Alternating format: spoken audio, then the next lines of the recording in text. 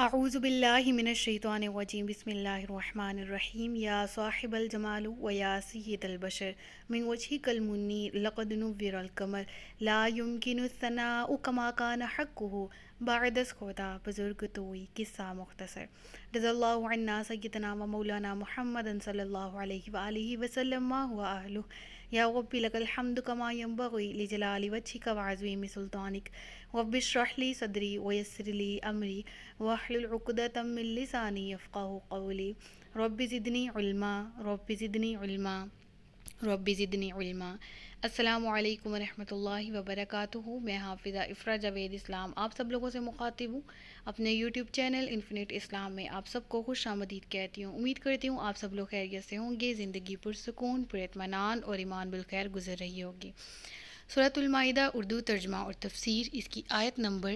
100 تک ہم گزشتہ اسباق میں پڑھ چکے ہیں۔ آج کے سبق میں ہم سورۃ المائدہ کی آیت نمبر 101 سے باقاعدہ آغاز کر رہے ہیں، جس میں اللہ رب العزت ارشاد فرماتا ہے، اے ایمان والو، ایسی باتیں نہ پوچھو جو تم پر ظاہر کی جائیں تو تمہیں بری لگیں، اور اگر تم انہیں اس وقت پوچھو گے جبکہ قرآن نازل کیا جا رہا ہے تو تم پر وہ چیزیں ظاہر کر دی جائیں گی، اور اللہ ان کو معاف کر چکا ہے، اور اللہ بخشنے والا حلم والا ہے۔ اب دیکھیے، اس آیت کا شان نزول آپ کی خدمت میں پیش کرنے سے پہلے میں ایک تمہید باندھنا چاہوں گی۔ وہ یہ کہ ہم نے اکثر سنا ہے کہ بہترین سوال نصف علم ہوتا ہے، یعنی جو بہترین سوال کرتے ہیں تو وہ بہت زیادہ علم حاصل کر سکتے ہیں۔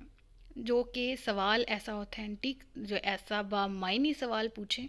اور پھر ظاہر سی بات ہے اگر بڑی محفل میں بھی پوچھا جائے وہ سوال تو نہ جانے کتنے لوگوں کے ذہن میں وہ اٹھ رہا ہو، لیکن وہ ہیزیٹیشن کی وجہ سے نہیں پوچھ رہے۔ اور آپ کا جو ہے سوال پوچھنا بھی ضروری ہے، اور اس میں کوئی دینی یا دنیاوی نقصان نہیں ہے اس کے پوچھنے میں، بلکہ فائدہ ہی ہے، اور وہ فائدہ علم حاصل کرنے کی نیت ہے، کوئی چیز سمجھنے کی ضرورت ہے، اس بارے میں آپ کسی عالم سے، اپنے کسی استاد سے، کسی بھی ٹاپک سے ریلیونٹ بات کرتے ہیں تو سوال کا بامعنی ہونا، سوال کا اچھا ہونا نہایت ضروری ہوتا ہے۔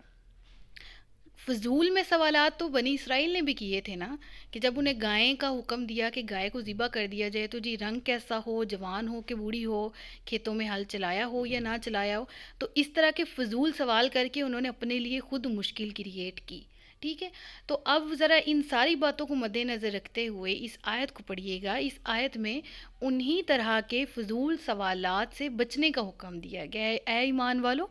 ان باتوں کو نہ کریدو جن کا علم نہیں ہے تمہیں، اور اگر تمہیں ان کا علم دے دیا جائے تو تم الٹا اپنی مشکل کا شکار ہو جاؤ گے، تم مشکل کا شکار ہو جاؤ گے۔ لہٰذا جتنا علم بانٹا جا رہا ہے اتنا ہی رکھا جائے، مثال کے طور پہ اس پہ آمین ثم آمین کہا جائے۔ اب یہاں پر شان نزول آپ کو میں سناتی ہوں۔ سرکار دو عالم صلی اللہ علیہ وسلم ایک دفعہ خطبہ پڑھ رہے تھے۔ خطبہ دیتے ہوئے آپ نے ارشاد فرمایا کہ جس نے جو دریافت کرنا ہو وہ دریافت کر لے۔ ٹھیک ہے، یعنی جس نے جو دریافت کرنا ہے وہ کر لے۔ تو اس پر حضرت عبداللہ بن حذافہ سہمی رضی اللہ تعالی عنہ کھڑے ہوئے اور انہوں نے دریافت کیا کہ میرا باپ کون ہے؟ تو آپ صلی اللہ علیہ وسلم نے ارشاد فرمایا کہ حذافہ۔ پھر فرمایا اور پوچھو؟ تو حضرت عمر فاروق رضی اللہ تعالیٰ عنہ نے اٹھ کر ایمان و رسالت کا اقرار کر کے معذرت پیش کی۔ یعنی کہ اس سے ہمیں ایک تو علم یہ ہوتا ہے نا کہ اللہ رب العالمین نے اپنے محبوب کو علم بانٹا تھا۔ اسی بنیاد پر تو، اسی علم غیب کی بنیاد پر تو رسول اللہ صلی اللہ علیہ وسلم نے کہا نا کہ جس نے جو پوچھنا ہے پوچھے۔ ایسا نہیں کہا کہ اسی ٹاپک سے ریلیونٹ پوچھو، اسی بات کے متعلق پوچھو، مجھے اتنا ہی علم ہے جتنا، اتنا علم جو اللہ نے آپ کو عطا کیا ہے اتنا کائنات میں کسی اور کو نہیں عطا کیا گیا۔ ٹھیک ہے، آپ ان امور کو بھی جانتے ہیں جو امتی نہیں جانتے، لہٰذا یہ حدیث بھی اس چیز کی گواہ ہے کہ آپ نے اپنے امتیوں سے، آپ نے صحابہ کرام سے کہا کہ آپ جو پوچھنا چاہتے ہیں، جس نے جو دریافت کرنا ہے کریں۔ اب ایسے میں حضرت حذیفہ نے کیوں پوچھا میرا باپ کون ہے؟ اب آپ اس چیز کی گہرائی پہ جائیے گا۔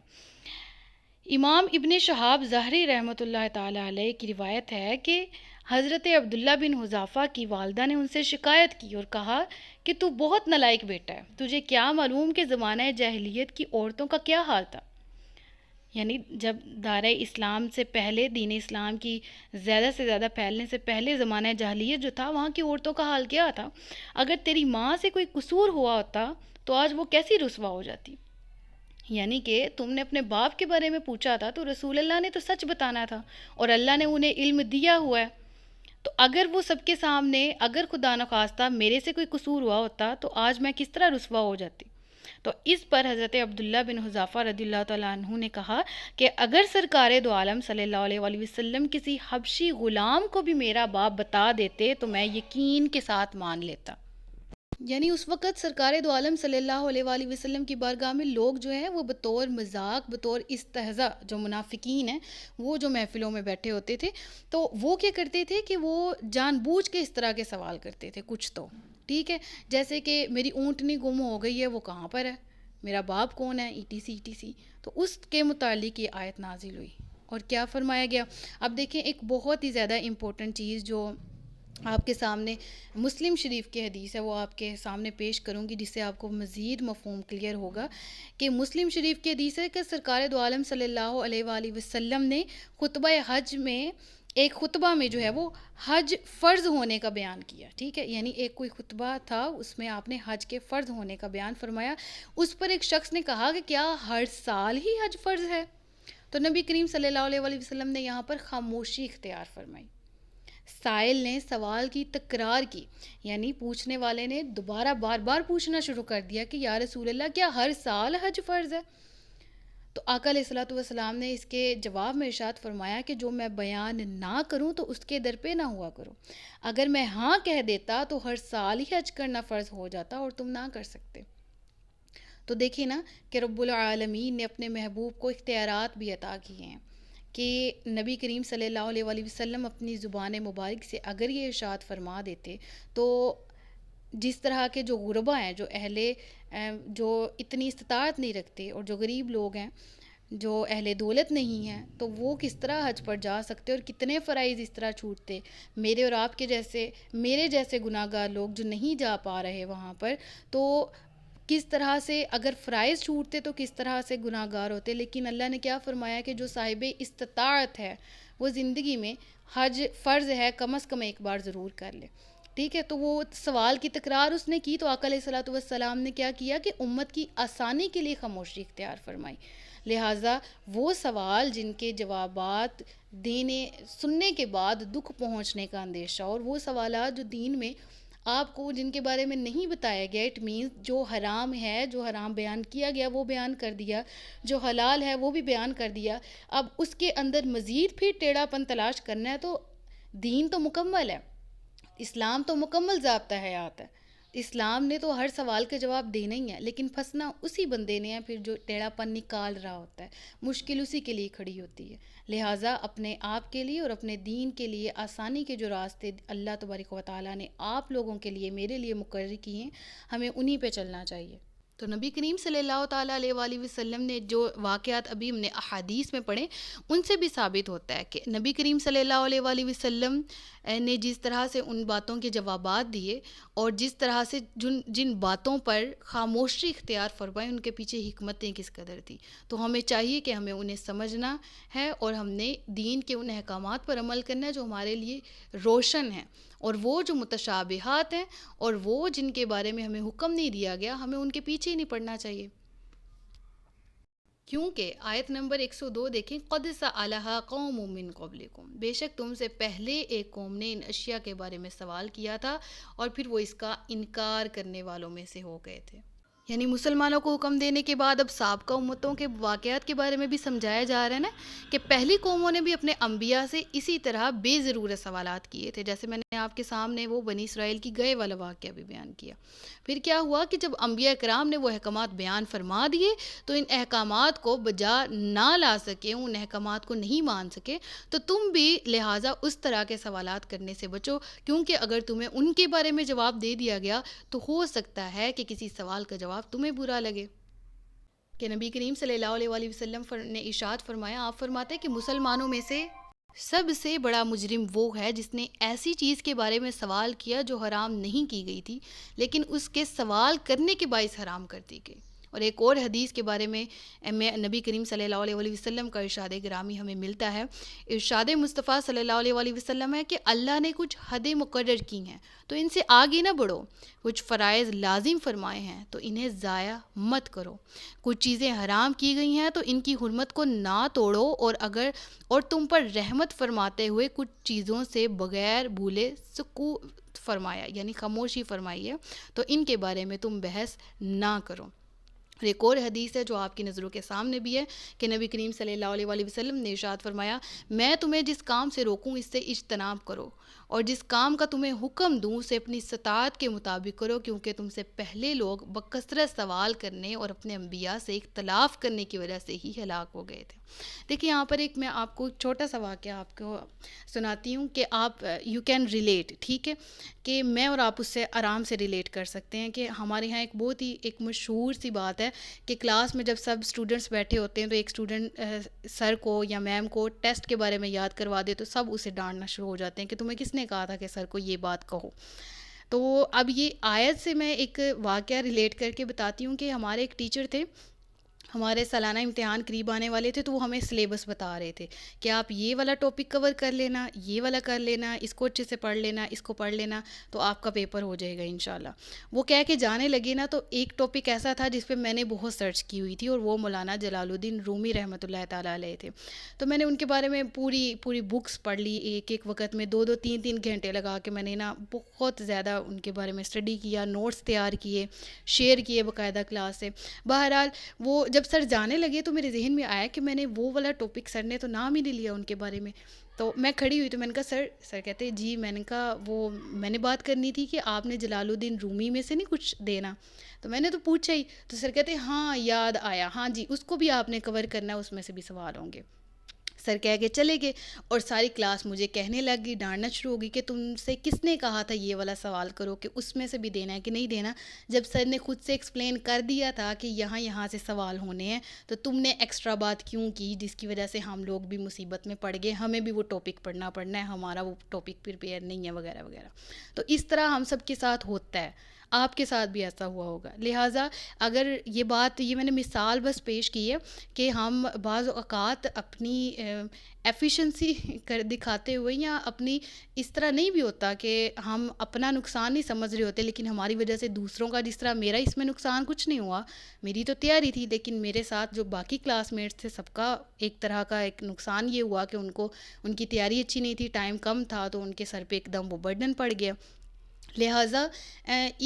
اس طرح سے اس تفسیر کو میں نے ریلیٹ کروایا دور حاضر کے ساتھ. تو اسی وجہ سے دین اسلام بھی، جس طرح ہم نے حضرت عبداللہ والا واقعہ پڑھا، ٹھیک ہے، اور اس کے بعد ہم نے بہت سے واقعات ایسے پڑھے، یہ احادیث پڑھی ہیں کہ نبی کریم صلی اللہ علیہ وآلہ وسلم نے فرمایا جو حرام کر دی گئی ہیں ان کی حرمت کو برقرار رکھو، ٹھیک ہے، اور جو حلال کر دی گئی ہیں ان کو اپنے لیے جائز رکھو، اور جن کے بارے میں خاموشی اختیار فرمائی ہے ان کے پیچھے بحث مت کرو، کیونکہ پہلی قوموں نے انہی کو کریدا تھا، پھر اختلاف کیا اپنے نبیوں سے اور وہ قومیں ہلاک کر دی گئیں. اب اگلی آیت پڑھ لیتے ہیں. اگلی آیت ہے، اللہ نے بحیرہ اور صاحبہ اور وسیلہ اور حام کو مقرر نہیں کیا، لیکن کافی لوگ اللہ پر جھوٹا بہتان لگاتے اور ان میں اکثر بے عقل لوگ ہیں. دیکھیں گے کیا ہے جانوروں کی، ان کی میں آپ کو انٹروڈکشن بھی کرواتی ہوں کہ یہ کس طرح سے کون سے جانوروں کے نام لیے گئے. لیکن زمانہ جاہلیت میں نا کفار کا یہ دستور تھا کہ جو اونٹنی 5 مرتبہ بچے جنتی نا تو آخری مرتبہ اس کے ہاں نر ہوتا، یعنی میل ہوتا، ٹھیک ہے، تو اس اونٹنی کے کان چیر دیتے اور نہ اس کے بعد اس پر سواری کرتے، نہ اس کو ذبح کرتے، اور نہ پانی اور چارے پر سے اسے ہنکاتے، یعنی اسے کسی بھی قسم کا کوئی کام نہیں لیتے تھے. اس اونٹنی کو جو ہے نا بحیرہ کہا جاتا تھا. اور جب سفر درپیش ہوتا یا کوئی بیمار ہوتا تو یہ نظر کرتے کہ اگر میں سفر سے بخیریت واپس آ جاؤں یا میں بیمار ہوں تو اگر تندرست ہو جاؤں تو میری اونٹنی صائبہ ہے، ٹھیک ہے، اور اس اونٹنی سے بھی نفع اٹھانا بحیرہ کی طرح حرام ہی سمجھتے. بحیرہ کیا تھی؟ جس طرح ایک اونٹنی ہے 5 مرتبہ بچے جنیں، اس نے آخری مرتبہ اس کے نر ہوا اور اس کو بھی انہوں نے چھوڑ دیا کہ اس سے ہم نے نفع نہیں اٹھانا. اسی طرح جو نظر کے لیے جانور مقرر کیا سفر سے بخیریت واپس آ گئے تو اس اونٹنی کو سائبہ کر دیتے تھے، یعنی اس اونٹنی سے بھی نفع اٹھانا بحیرہ کی طرح حرام جانتے اور اس کو بھی آزاد چھوڑ دیتے۔ اور بکری جب 7 مرتبہ بچے جن دیتی تو اگر 7واں بچہ میل ہوتا، نر ہوتا، تو اس کو مرد کھاتے، اور اگر مادہ ہوتا تو اس کو بکریوں میں چھوڑ دیتے۔ اور ایسے ہی اگر نر اور مادہ دونوں ہوتے تو کہتے یہ اپنے بھائی سے مل گئی ہے، وہ دونوں بہن بھائی، ٹھیک ہے، ان کو کنسیڈر کرتے، اور اس جانور کو جو اکٹھے پیدا ہوئے ہوتے ان کو وسیلہ کا نام دیا جاتا۔ اور جب نر اونٹ سے 10 مرتبہ اونٹنی کو گابن کروا لیا جاتا، یعنی ایسا عمل جس سے اونٹنی کے ہاں بچے پیدا ہو سکے، اس کو حمل ہو سکے، نر اونٹ سے ایسا کروا لیا جاتا 10 مرتبہ، تو اس کو بھی چھوڑ دیتے اس اونٹ کو، اور نہ اس پر سواری کرتے، نہ اسے کام لیتے، اور نہ اس کو چارے پانی وغیرہ سے روکتے۔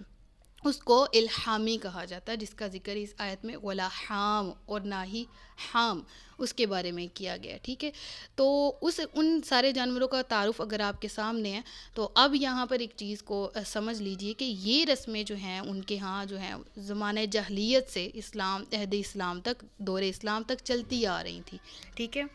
تو اس آیات میں ان رسومات کو باطل کیا گیا اور فرمایا گیا کہ یہ اللہ عز و جل نے مقرر نہیں کیے، بلکہ کفار اللہ عز و جل پر جھوٹ باندھتے ہیں، کیونکہ اللہ تعالیٰ نے ان جانوروں کو حرام نہیں کیا، اور اس کی طرف ان جانوروں کے حرام کرنے کی نسبت جو یہ لوگ ٹھہراتے ہیں یہ نہایت غلط ہے۔ یہ لوگ بے وقوف ہیں جو اپنے سرداروں کے کہنے سے ان چیزوں کو حرام سمجھتے ہیں، اور اتنا شعور نہیں رکھتے کہ جو چیز اللہ عز و جل اور اس کے رسول صلی اللہ علیہ وآلہ وسلم نے حرام نہیں کی تو کوئی اس کو حرام نہیں کر سکتا۔ اور بحیرہ اور سائبہ ان دونوں کے انٹروڈکشن سے متعلق ایک اور حدیث بھی بخاری اور مسلم شریف کی حدیث میں ہے کہ بحیرہ وہ ہے جس کا دودھ بتوں کے لیے وہ وقف کر دیتے، روک کے رکھتے تھے، کوئی اس جانور کا دودھ نہ نکالتا، اور سائبہ وہ جس کو اپنے بتوں کے لیے چھوڑ دیتے کہ کوئی ان سے کام نہیں لیتا تھا، ٹھیک ہے۔ تو یہ مختلف طرح کے انٹروڈکشن ہیں، مختلف روایات سے ہمیں پتہ لگتے ہیں احادیث کی روشنی میں، اور یہ جو زمانہ جاہلیت میں لوگ پھر ان سے کہا جاتا کہ یہ کام کیوں کرتے ہو، تو کہتے ہیں ہمارے آباء و اجداد میں یہ چلتا آ رہا ہے۔ تو اس آیت سے ہمیں یہ سارے معاملات معلوم ہوتے ہیں کہ جو جانور آلریڈی حلال ہے اس کو خواہ بھی حرام کہنا یا حرام ٹھہرانا مشرکین کا طریقہ ہے اور سراسر جہالت ہے۔ اللہ تعالیٰ ایسی جہالت سے ہم سب کو بچا کے رکھے۔ پھر اگلی آیت میں کیا، اور جب ان سے کہا جائے کہ جو اللہ نے نازل فرمایا اس کی طرف اور رسول کی طرف آؤ، تو کہتے ہیں کہ ہمیں وہی کافی ہے جس پر ہم نے اپنے باپ دادا کو پایا ہے۔ کیا اگرچہ ان کے باپ دادا نہ کچھ جانتے ہوں اور نہ انہیں ہدایت ہو؟ یعنی مشرکون سے جب کہا جاتا کہ اللہ اور اس کے رسول کی پیروی کرو تو کہتے کہ ہمارے لیے ہمارے باپ دادا کا دین کافی ہے۔ تو اس پر فرمایا گیا کہ باپ دادا کی اتباع تب درست ہوتی ہے جب وہ علم رکھتے ہوں اور سیدھی راہ پر ہوں۔ اب جب قرآن آ گیا ہے اور وہ ان جاہل رسومات کو چھوڑنے کے بارے میں حکم دے رہا ہے، تو کیوں ان جاہل رسومات کو تم لوگ چھوڑ نہیں رہے؟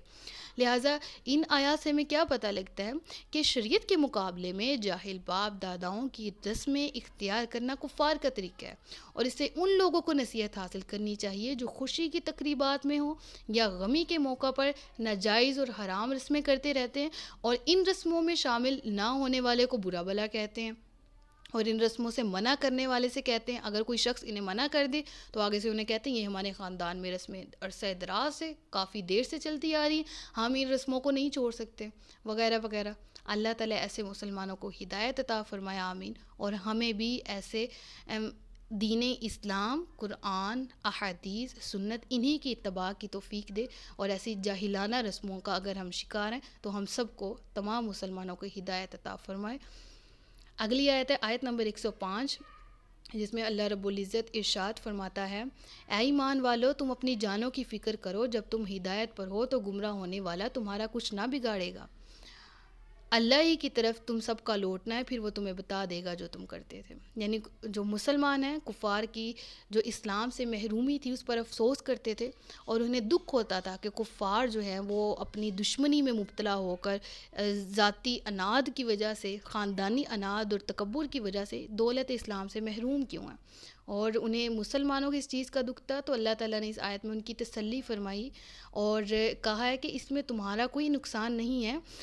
امر بالمعروف و نہی عن المنکر، تم اس کا فرض ادا کرتے رہو، یعنی نیکی کا حکم دیتے رہو، برائیوں سے منع کرتے رہو، اس کے بعد تم بری ذمہ ہو چکے ہو، تم اپنی نیکیوں کا اجر ضرور پاؤ گے اور تمہیں تمہاری نیکیوں سے محروم نہیں کیا جائے گا۔ پھر اگلی آیت ہے آیت نمبر 106، لیکن میری کوشش ہے کہ اس کو میں نیکسٹ لیکچر میں ایکسپلین کروں، کیونکہ آیت نمبر 106 اور 107 کی ایکسپلینیشن کافی زیادہ ہے، تو یہ والا لیکچر کافی لمبا ہو جائے گا۔ تو آج کے لیے ہی اتنا ہی لیکچر رکھتے ہیں، اپنا بہت سا خیال رکھیے گا۔ صدق اللہ العلی العظیم و صدق رسولہ النبی الکریم ونحن علی ذلک من الشاہدین والشاکرین وما علینا الا البلاغ المبین۔ سچ فرمایا اللہ نے جو عظمت والا ہے۔ اللہ سے دعا ہے کہ میرے پڑھانے میں کوئی بھی غلطی یا کوتاہی ہو گئی ہو مجھے معاف فرمائے، ہم سب کو علم نافع اور عمل خیر کی توفیق عطا فرمائے۔ اپنا بہت سا خیال رکھیے گا، مجھے دعاؤں میں یاد رکھیے گا۔ تاجدار ختم نبوت زندہ باد، پاکستان ہمیشہ زندہ باد۔ السلام علیکم ورحمۃ اللہ وبرکاتہ۔